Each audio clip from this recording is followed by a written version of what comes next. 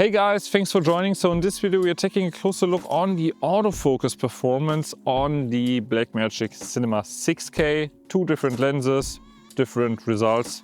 We're gonna find out in this video. Coming up. Hi guys, my name is Paul. I'm a German-based cinematographer and this channel is all about filmmaking, gear reviews, but also DaVinci Resolve tutorials. So if that's something that you're interested in, consider subscribe. That really helps the channel. Thank you.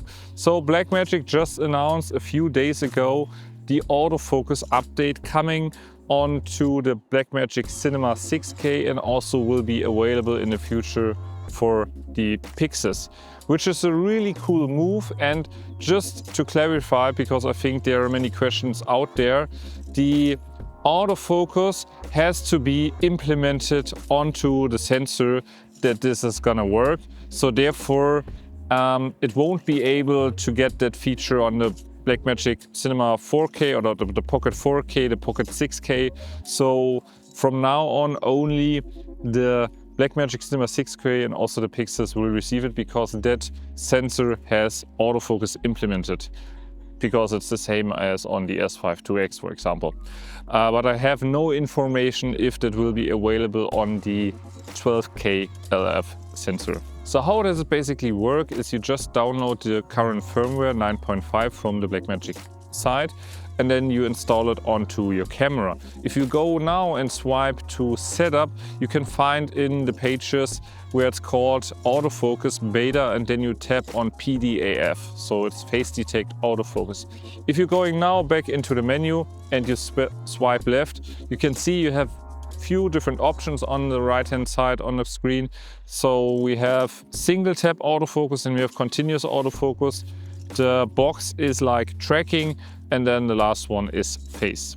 So we did a bunch of different tests here with the Lumix 24-70 2.8 and also with the Sigma 24-70 2.8. We used different focal lengths, and from our testing the Lumix lens was a little bit worse when it comes to autofocus performance, but in general you can say that the autofocus isn't near as perfect or as reliable.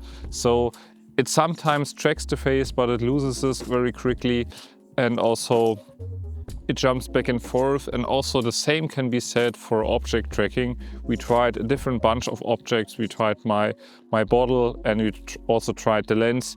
So same applies here. So what I can say is that the autofocus is there, and it's very great addition that Blackmagic is doing it, and it will improve over time obviously, but from now on it is something that I personally wouldn't use on a job or something like that. It's not that reliable either on the 24-70 from Lumix or on the 24-70 from Sigma.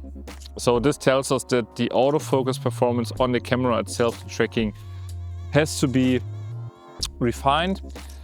There's just one question left: how is it compared to the competition? Well, obviously it's not as good as the autofocus on Lumix cameras, Sony and Canon and so on and so forth.